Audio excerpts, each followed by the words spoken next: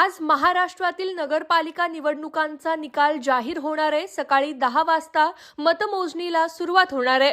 पंढरपूर नगरपालिकेसाठी एकूण 9 फेऱ्यांमध्ये 18 प्रभागामधील मतमोजणी संपन्न होणार आहे। पंढरपूर नगरपालिकेसाठी अत्यंत चुरशीने मतदान झालं होतं।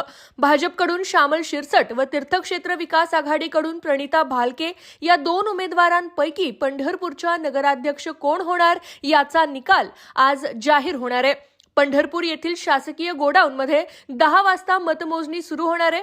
आता उमेदवारांचे प्रतिनिधी, नगराध्यक्षांचे प्रतिनिधी यांना मतमोजणी केंद्रात प्रवेश देण्यात आलाय।